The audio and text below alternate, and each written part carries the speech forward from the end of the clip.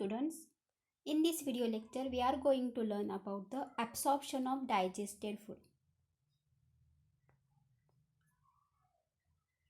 Absorption of digested food takes place by the process of osmosis, simple diffusion, facilitated transport, and active transport. In this way, absorption of digested food takes place. Approximately 90% of absorption takes place in small intestine and remaining in mouth, stomach and large intestine. In mouth, absorption of certain drugs like painkiller takes place. In stomach, it is impermeable to most of the substances, but absorption of little water, simple sugar, electrolytes, alcohol and drugs like aspirin takes place into the stomach. The small intestine is the principal site of absorption. Absorption of glucose, fructose, amino acids takes place through the mucosa layer into the blood capillaries of the small intestine.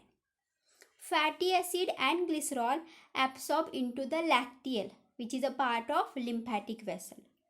In large intestine, absorption of water, electrolytes, vitamins, some minerals and drugs takes place.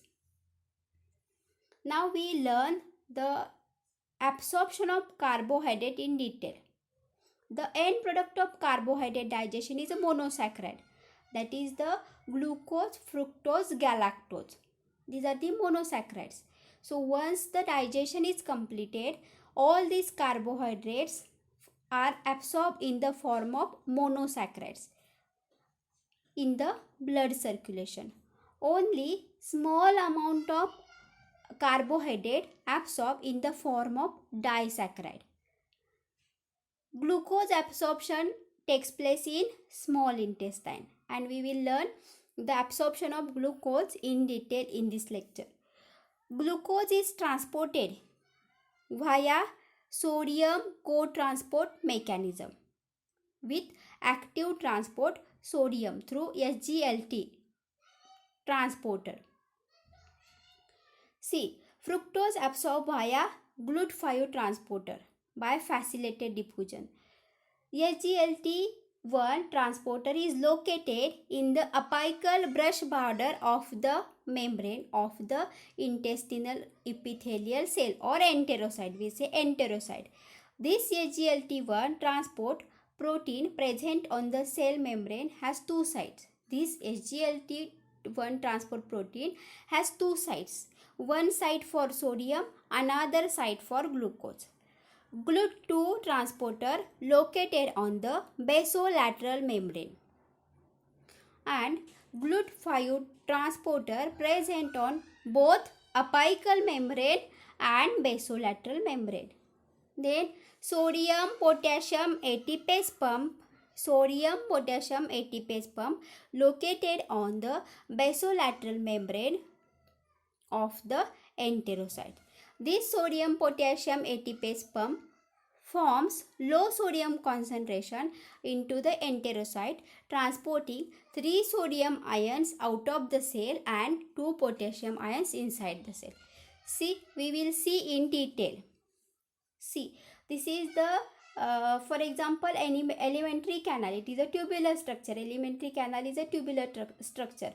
And if we take a transverse section of the intestine, small intestine, then it shows the regions such as, or histologically it shows serosa, muscularis, submucosa and mucosa layer. So these are the histological layers of the small intestine. And if we extend one of the cell from these enterocytes of the alimentary canal, which looks like this. See, this lumen is shown in this here. Here is a intestinal lumen. This is a single enterocyte. That is the intestinal epithelial cell. This is the intestinal epithelial cell which we call enterocyte. And these are the blood capillaries which are present in the villi of the intestine. This structure is called villi, and inside the villi there are the network of blood capillaries, and in that blood capillaries the absorption of digested food takes place. So these are the blood capillaries present in the villi region of the alimentary canal. Now see, this is the enterocyte, and absorption of glucose takes place by sodium glucose co-transport mechanism, and this is a SGLT1 transporter protein which is present in the apical membrane of enterocyte. This is the apical membrane of enterocyte, and this is a basolateral membrane of enterocyte. So in apical membrane the SGLT1 transporter protein present, which is responsible for the transport of glucose and galactose. On the apical membrane, there is a GLUT5 transporter present, which is responsible for transport of fructose. And on the basolateral membrane, there is a sodium-potassium pump present. And also GLUT2 receptor present on the basolateral membrane of the enterocyte. Now, transport of glucose takes place in the two step. In first step, what happen? The sodium potassium pump takes 3 sodium ions from enterocyte to the outside of the cell. That is, from sodium ions of enterocytes given out to the blood capillary by sodium potassium pump into the blood capillaries.